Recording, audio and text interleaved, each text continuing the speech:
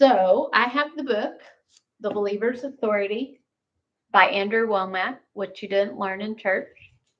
The book itself doesn't have questions and answers in the back, but I did go through and highlight some things, in particular the scriptures, so we can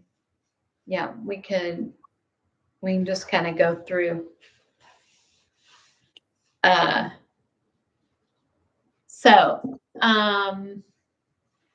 Yeah, what I could do, let me see. Oh, okay. I guess since I'm sharing, well, let's try this. Let me go over here. I wonder if I can share the Bible. I think I can through Meetup. Okay. So there's the scripture. Not the first one that comes up in this chapter is Ephesians 6:10-12. I know that's one of your favorites. Yes. Mine too. So let me pull that up. And I'm in the NLT. Can you read that on your screen? Yes. You want to read that for us? 10-12? 10-12. The final word, be strong in the Lord and in his mighty power. Put on all God's armor so you will be able to stand firm against all strategies of the devil. For we are not fighting against flesh and blood enemies, but against evil rulers and authorities of the unseen world, against mighty powers in his dark world, and against evil spirits in heavenly places. Right. So that's telling us that, and what the book is saying is that our battle isn't with flesh and blood, it's with demonic powers. Right. Yeah. But it's easy to forget that. Well, it's easy to call someone evil, and just think of their whole character, their being, their mind, their body, their soul as being, evil and not deceived. For instance, there was a No King stand. I saw a couple of photos, and it was some young females, and they had on their pop-up stand, Charlie Kirk Had It Coming. Changed my mind. Just a complete effigy of a man who spent his life not in politics, but in Jesus. He said that politics don't matter. In the end, Jesus Christ is the only thing that matters. And it just goes to show the ignorance and the sheep-like behavior that these people are following. And I have trouble seeing things like that and differentiating between, they're just misguided, they're deceived, and them being pure evil.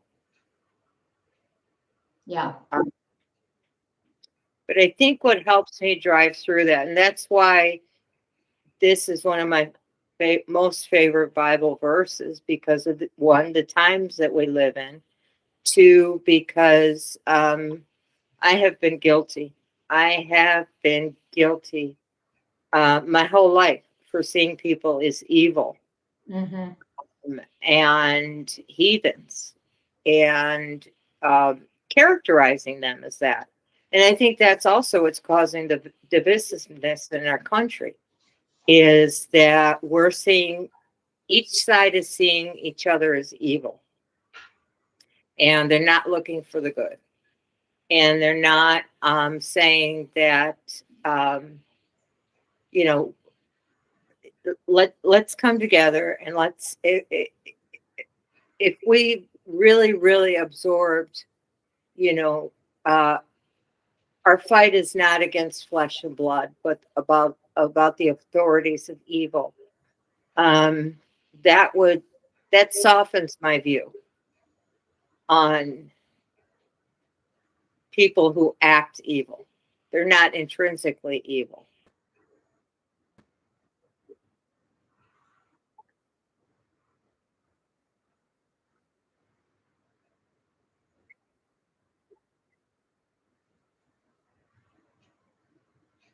Yeah.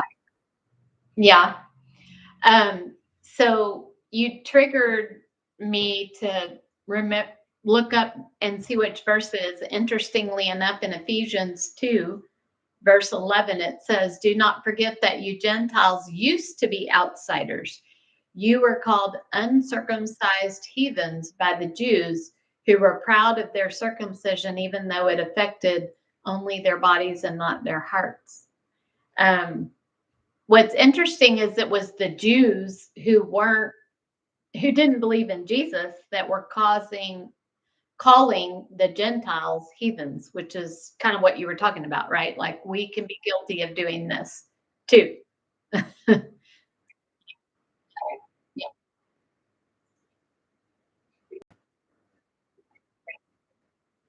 Yeah. Okay. Oh, I think I accidentally knocked you off. So this is where I'm going to have to get better with the live stream. I think I knocked you off by accident, but you're back. So we were just reading that Ephesians 2:11. I'll read it again because I think it should have been on there. But yeah, just that we need to be careful that we're not like the Jews, who were during the time that Jesus was here in his ministry. And, he was right there with them, but they couldn't see him, but they were still criticizing everybody else for not being religious, not following the rules. They were calling them heathens. And we could fall into the same trap, basically, if we're not walking in the spirit, right? I mean, that's what it says. We're to walk in the spirit, which means we're I think it's what it talks about. Where is that? I don't know where it is. It's in Corinthians, but it talks about taking every thought captive and making it obedient to Christ. Right. Yes. And so that's what we have to do. Like, we have to be continually taking our thoughts captive and making them obedient to Christ. Okay, I just realized I can put those scriptures in the chat, since I can't share two screens. So I'm going to do that real quick. I don't know where on YouTube you are, because it says that that link has been canceled. So you must have a new link. Yes, it's a different link. I can send it, but you won't be. Well, let's see. I don't know what's going to happen when I plug this in over here. Let me just do this real quick. Oh yeah, I want the whole scripture, not just the web address. Actually, I'm just going to, so it's 2 Corinthians chapter 10 is where that verse is. Wait, let me look back over here. 5. Okay. 2 Corinthians chapter 10, verse 5.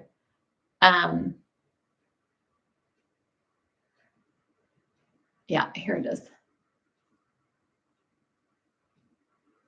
So this is 2 Corinthians 10.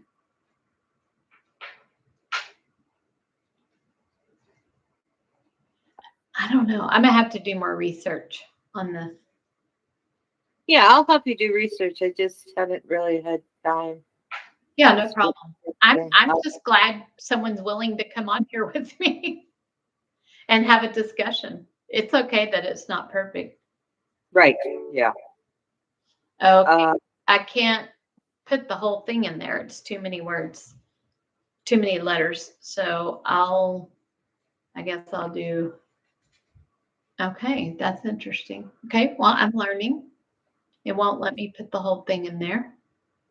So I'll just take some out. Corinthians 2. Oh, here we go. Yeah. 2 verse 5, but really 4, 5, and 6 kind of go together. So let's see. Yeah.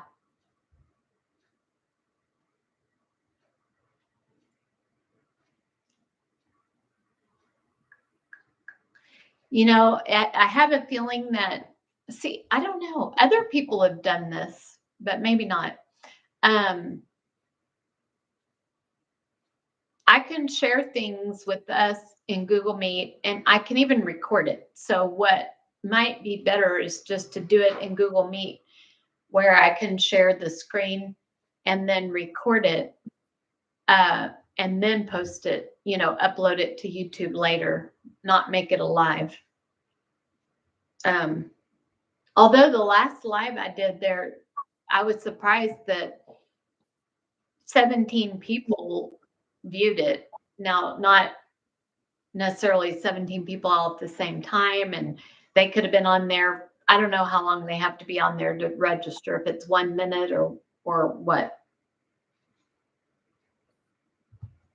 But anyways, 2 Corinthians 10:5 says, casting down arguments and every high thing that exalts itself against the knowledge of God, bringing in, oh, okay, that didn't work. Let me delete this if I can. No, I can. Yeah, I can. Okay, let me try that again. Oh, okay. I cannot moderate it. Okay. Well, let me get the right. It's casting down arguments and every high thing that exalts itself against the knowledge of God, bringing every thought into captivity to the obedience of Christ. Oh, I know what I can do. I can post it into the comments on Google Meet, and you can see it that way. Let me do that. Okay. Okay, this is it, and it's 2 Corinthians 10, verse 5. Do you see it in the chat? Yes. Okay. Yeah. Yeah, and it shows up on the screen in YouTube too. So that is the way that I can share things that way. So yeah, I love that, and that's our goal. We won't be able to always operate that way, but that's our goal, is as we, like, if we run into somebody who's being really rude, instead of being offended, right, taking offense, our first thought, if we're going to follow Jesus, would be, I wonder what's going on in their life right now.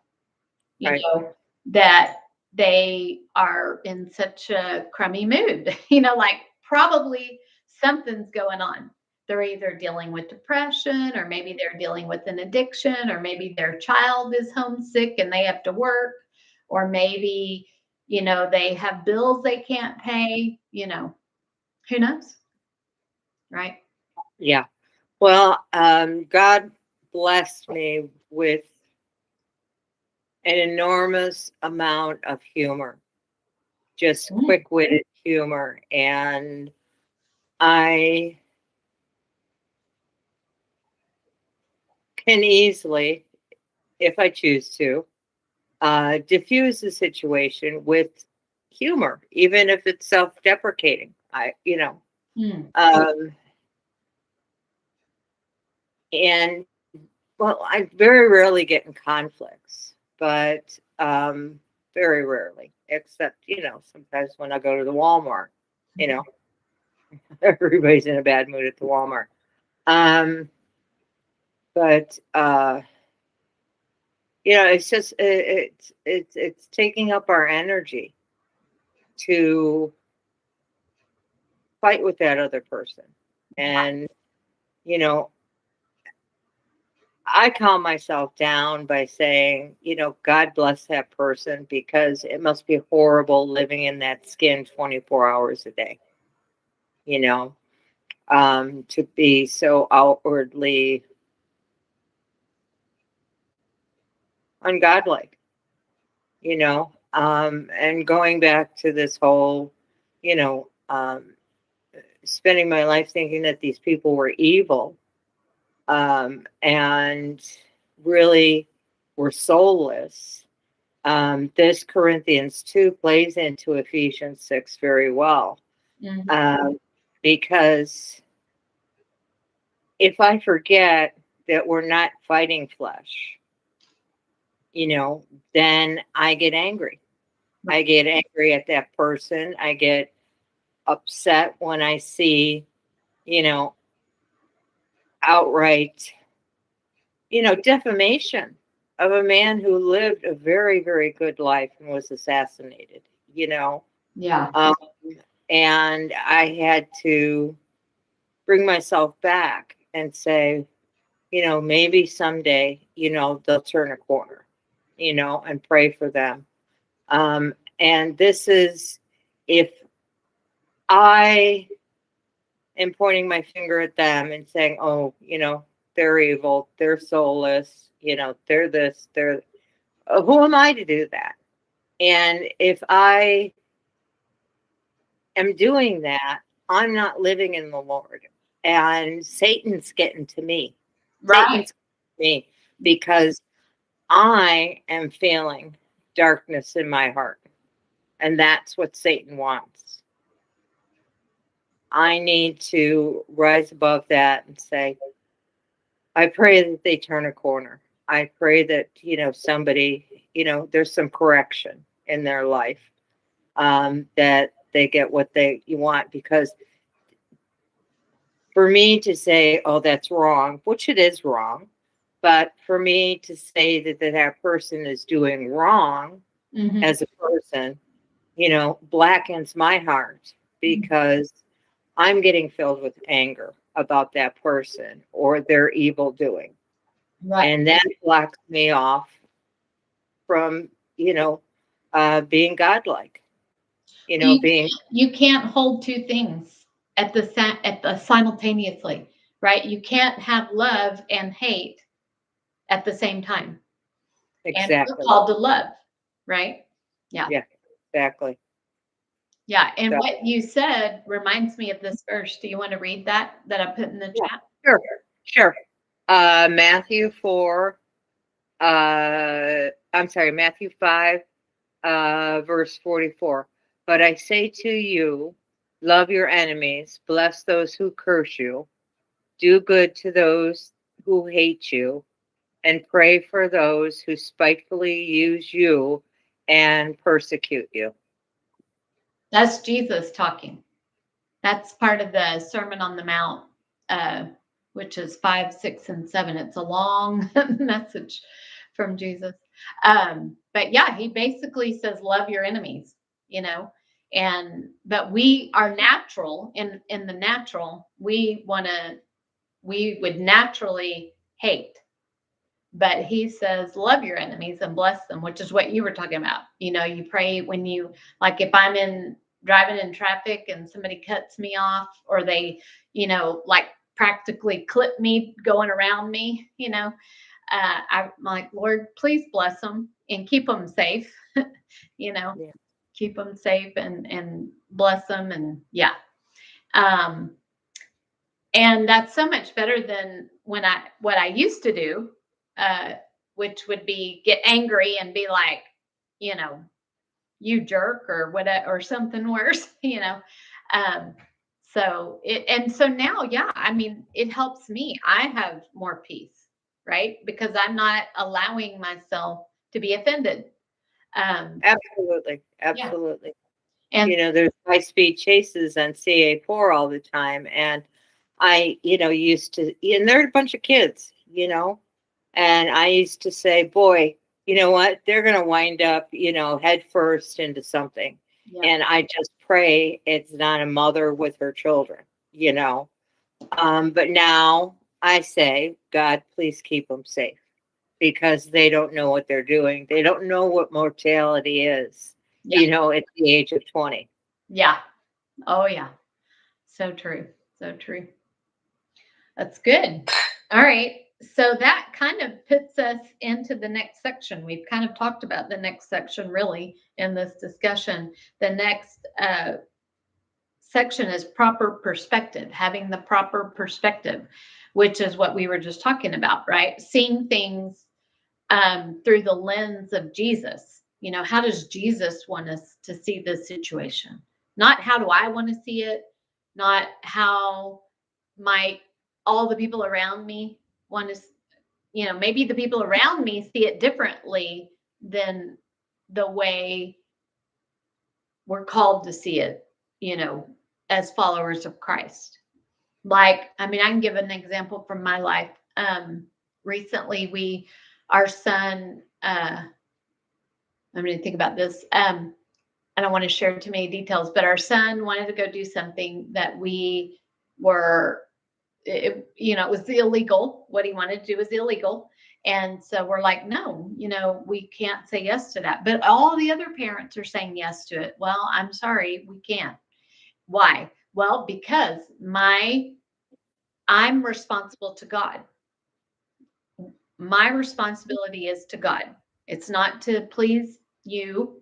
It's not to be like or please other people. It's my allegiance is to God. And so, he says we're to obey the governing authorities and so I can't say yes to this because it's against the law. And thankfully, our son went along with it. I honestly feel like he wanted the answer we gave him so that he could tell his friends, oh, well, my parents won't let me. It gave him the out that he needed.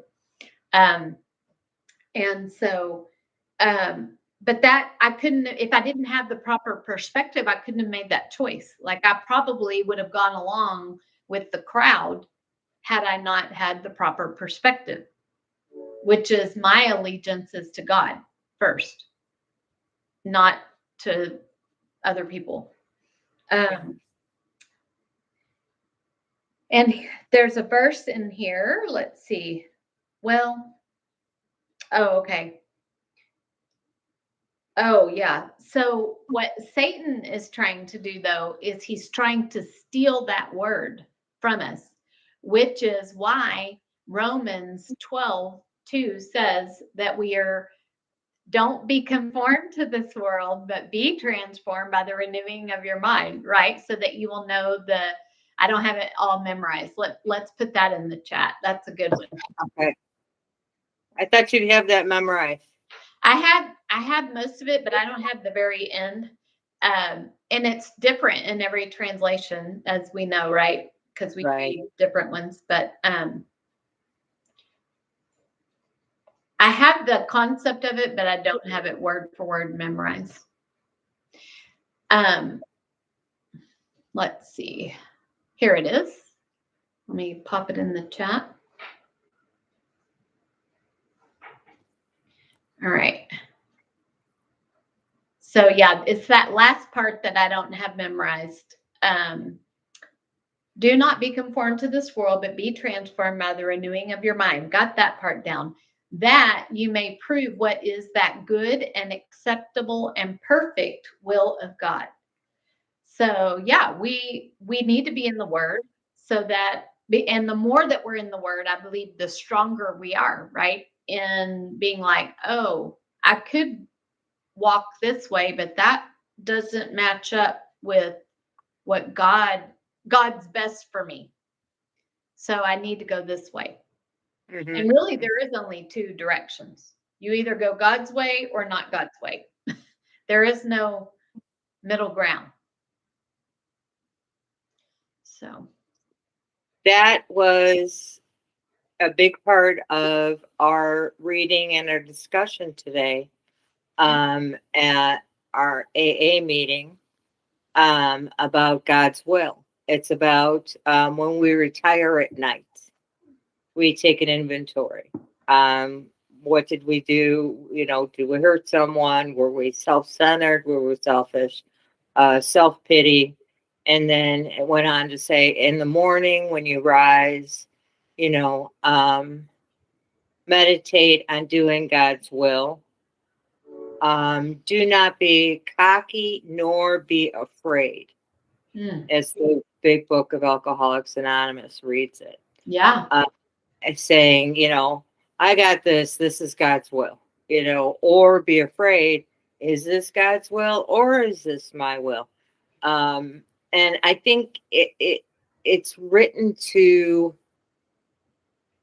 the person who's new to the concept of God, who's open to the concept of God, because most addicts spend their life only praying to God when they're in steel bracelets. And a lot of us, are angry at the world, and we loathe the religion, that we were raised with, and think we know better than everyone else. So it's kind of like baby steps into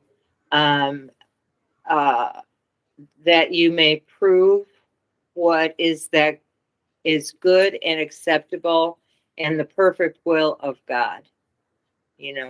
So that's our beginners. That's Romans 12:2, 101 for addicts. But it's just amazing to have a group of people that believe in God different ways, but all have the same means to an end, wanting to do His will. Yeah. And we're sick and tired of doing it our way. Right. Yeah, you're ready for a better answer, a better way. Yeah. Transformation. Yeah. It's like a butterfly emerging from a cocoon. Yeah. And that's with addiction, but it's true with any sin. I mean, for me, it was anger. That was my struggle that I had to overcome with God's help. I couldn't do it on my own. And so I had, finally turned to God and surrendered myself to Him and started reading His word and just trusting Him to help me do the things that I couldn't do on my own, because I had a short fuse. And, initially I thought I was, I just thought, oh, I have a little Italian in me. I have a short fuse. And then it got out of control. And it, I could be in prison for some of the things I did in anger, but just by the grace of God, that didn't happen, thank goodness. And nothing, worse happened as a result of my anger. So it's only, I believe that I was set free by God, and the instrument He used was His word. Jesus, of course, but Jesus is His word, right? That's what it says in John chapter 1. The word became flesh, and that flesh was Jesus. My camera has just completely quit working now, which is what happened on Friday. That's okay. I don't have to be on camera. And I think I feel very grateful and blessed by the way I came to Jesus, a completely broken person. Yeah. So there was an absolute blank slate, for Him to work with, because I was so willing and open to come to Jesus. And like you said, thank goodness we both got out of our issues. Yes. Without harm to others, and without any authoritarian retribution, let's call it. Yeah. And I think we cling, at least I know I cling closer to God, knowing the circumstances and looking back at the divine intervention. Yeah. This is not a coincidence. This was not just lucky. This was divine intervention. Right. that brought me here right now. Yes. Yeah. And it's interesting too, because I see God's hand in my life so clearly now, whereas I didn't, like when I was 20, I had a completely different worldview. And I don't just mean like big worldview, I mean, even my worldview, of my life. Like I see it completely different now than I did when I was in my 20s. In the sense that there were things back then that I thought it was more like self-pity. Oh, poor me. I didn't really talk about it much. I didn't go around talking about it, but it was inside me. Like, yeah, I don't want to share details because of people who might see it, but just things that, but now I look back and see, oh, that was God's protection over me. God did this and he did that for my good. I just couldn't see it that way at that time, but now it's so clear that that's that's what he was doing, was protecting me and putting me on the path that would lead to where I am today, right? Because he's outside of time. So he saw the end from the beginning, right? And knew what was needed. Yeah. Awesome. So the next section is Satan uses people. And he goes on to retell the story from Matthew chapter 16. And we can put that on in the chat too. Let's see. It's where Jesus rebukes Peter. Okay.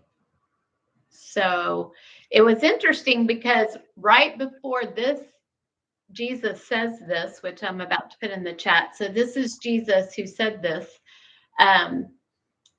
He said to Peter, "Get behind me, Satan. You're an offense to me, for you are not mindful of the things of God, but the things of men." Now, the interesting thing is, I'm going to put in the prior verse. I wish I could do it the exact same way, but anyways. Let's see. Where Peter said to him, it wasn't the prior verse. It was, okay. Jesus said to Peter, "Who do you say that I am?" And Peter answered and said, "You are the Christ, the Son of the living God." And then Jesus said to Peter, "Blessed are you, Simon Bar-Jonah," which is like his formal name, "for flesh and blood has not revealed this to you, but my Father who is in heaven." So like basically a couple of minutes before he says, "Get behind me, Satan," he's praising or just acknowledging that Peter had heard from God that he was the Messiah. And so the point here is that Satan uses people, and it doesn't mean they're not saved. I mean, Peter believed in Jesus, so he was saved, but he allowed Satan to speak through him. And I don't know. I mean, this is interesting topic because I do believe that Satan can use people. I don't completely understand exactly, like, can Satan sometimes use people against their will, or do they always have to give their, I don't know exactly. I'm not sure about that. Because I don't think in this particular scenario here that it's not like Peter wanted to, he had aligned himself with Jesus, but one thing he didn't have that we have as believers today, he didn't have the Holy Spirit in him, whereas we do. We do. So. And wasn't Peter the first disciple that went to Greece and he immediately knew how to speak Greek and was able to spread the word of Jesus.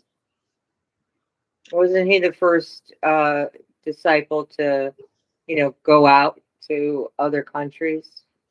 I don't know. I'm not sure. I can Google it real quick and see.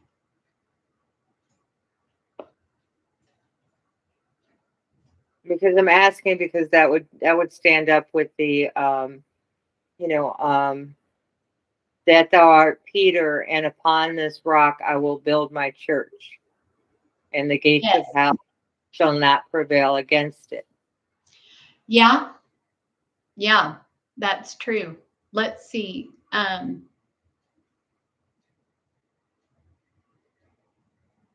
me look that verse up.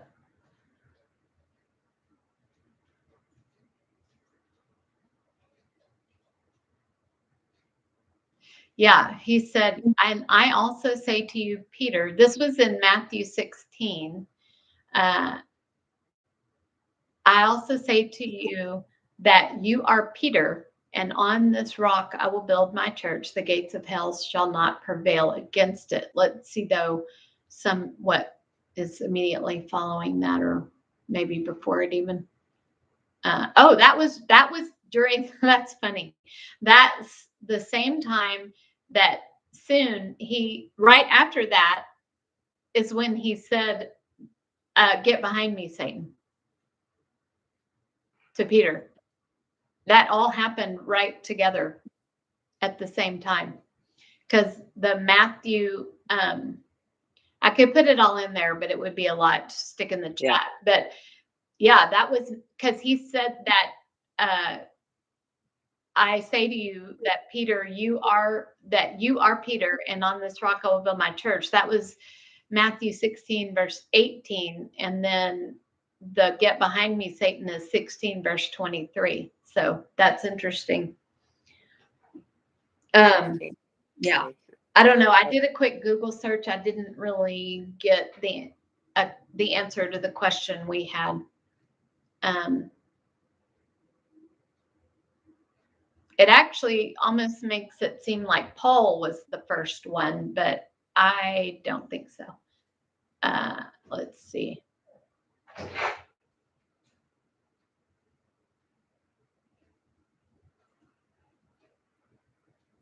It does say Peter was the prominent leader, which is, I think, clear from just that one passage.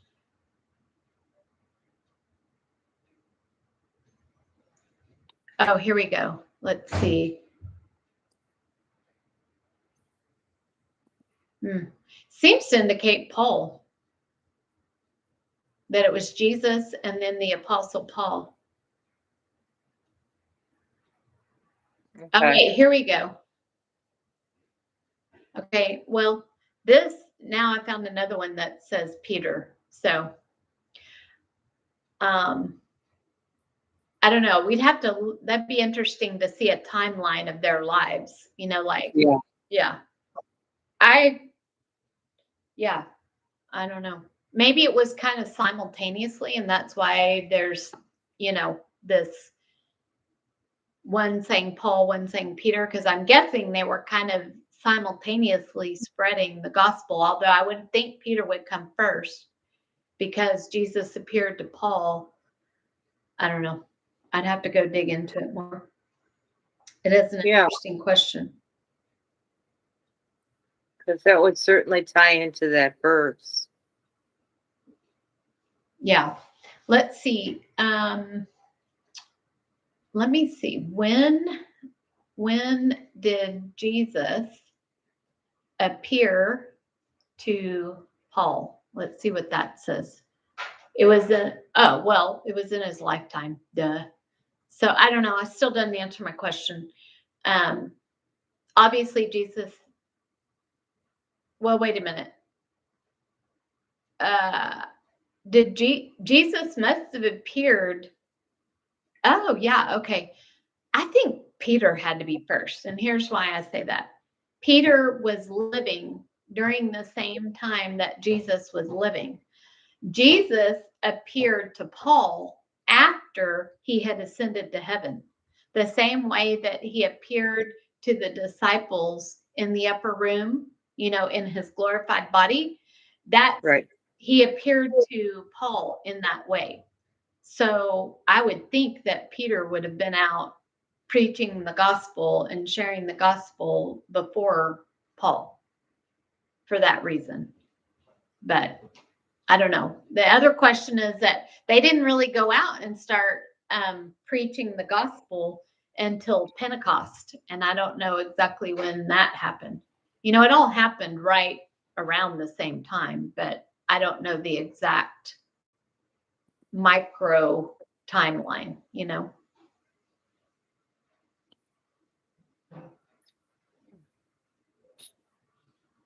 I did find one, but it's so small, I don't think it's worth sharing on the screen.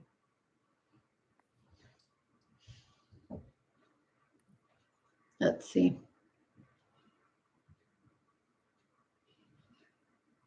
Yeah, well, yeah, it's not. I clicked on it and it's not even coming up. But anyways, it's Okay. yeah. It says post-Pentecostal ministry. Doesn't say when. Paul's missionary journey, 47 to 64 AD.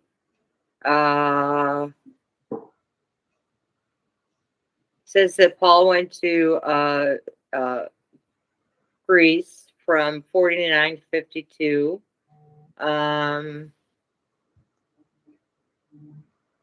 Arrested and imprisoned. 57 to 60 AD. Let's see. The Apostles' timeline. Let's see what this brings up. Hopefully, it'll be a nifty little graph. No. Mm-hmm. All right. Well, that'll be my homework. I'll look for that. Yeah. That would be interesting. Yeah. Here. Let's see. My Bible has some, some facts at the beginning of Acts, which,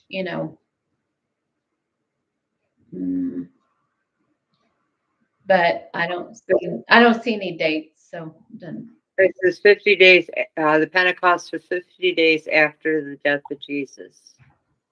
Okay. But just 10 days after Jesus ascended into heaven. Yeah. So I think that means that Peter would have been out preaching first. That's going to be my guess.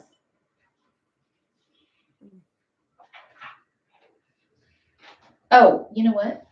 Let's see. Oh, I found my NIV study Bible, and it has stuff at the beginning. I'm going to go to 1st and 2nd Peter and see what it says there. 1st Peter.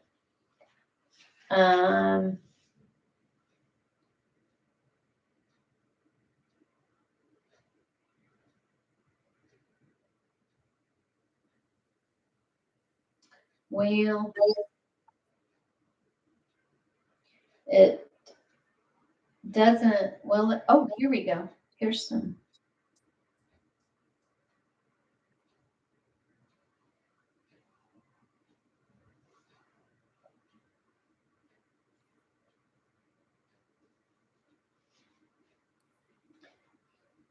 Well, I'm not finding any dates quickly. I mean, it has the date it was written, but that doesn't really tell us what we want to know.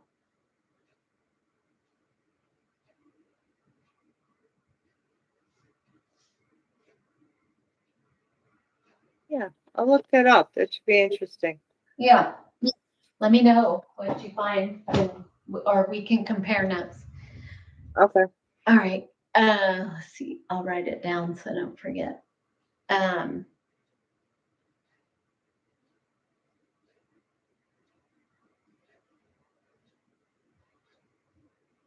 Ministry dates. Okay. All right. Let's see. I'm just looking to see the next section we've kind of already talked about. Um, just, well, I mean, Jesus gave an example to us. So, and if like, if you're talking with someone and they're in, like I've gone into situations before, and before I have entered into that, I would bind up, in the name of Jesus, I bind up any evil spirit that may be present here. Like if you're going into a situation where somebody is like so anxious that they can't think straight, for example, that we know that's not of God. So we can bind it in the name of Jesus. Um, and so that's kind of what, I mean, it's a more polite, like if you say to somebody, if we're talking and I were to say, get behind me, Satan, you're going to be offended, which is a story that he shared, right, about his mom. He did that with his mom and she was offended. She wouldn't speak to him for 2 days. Um, but, uh, so, but we can say, in the name of Jesus, I bind up any evil spirit, and, and kind of deal with it that way. And then I believe that when we do that, then I believe somebody can be in a place where they can then hear the truth, where they might not have been able to hear the truth otherwise. Right. Yeah. Like you say, you can't handle two things at once. Yeah. Right. Yeah.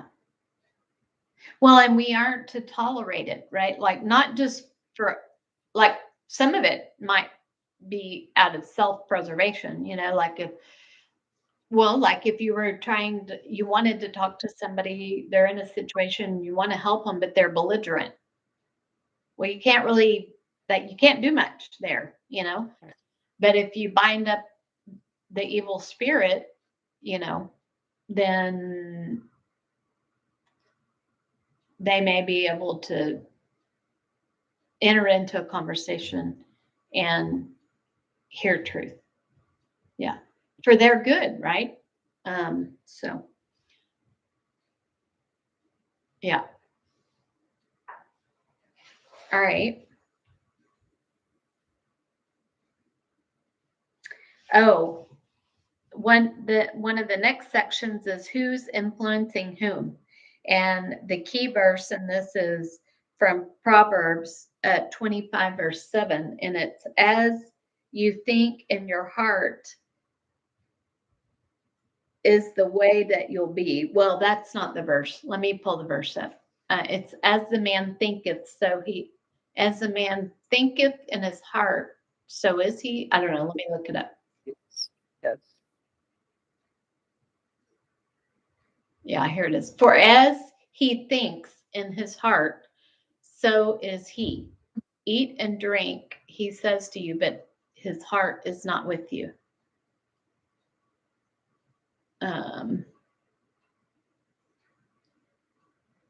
The part that we're emphasizing is the first part, which is, as a man thinketh, so he is.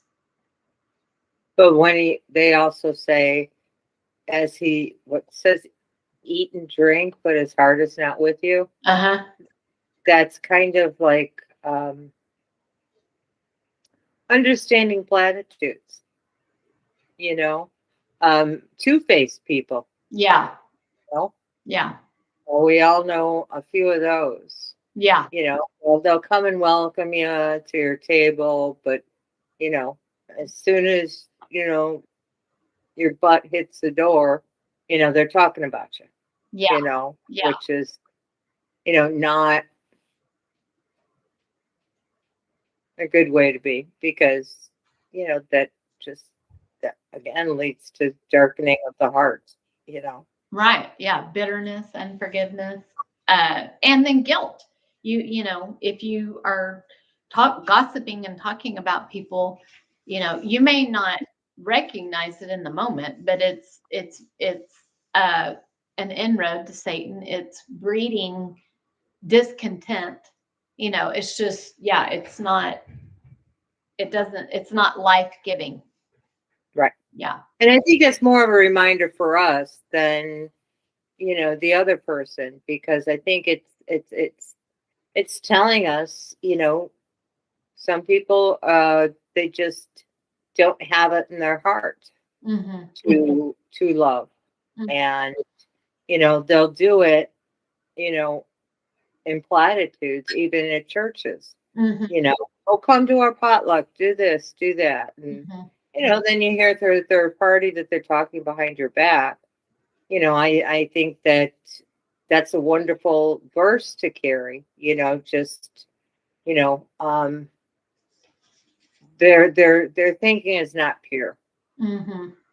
And I think that's okay to, back off from that person for a while and just pray for them. Right. Yeah, I agree. Yeah.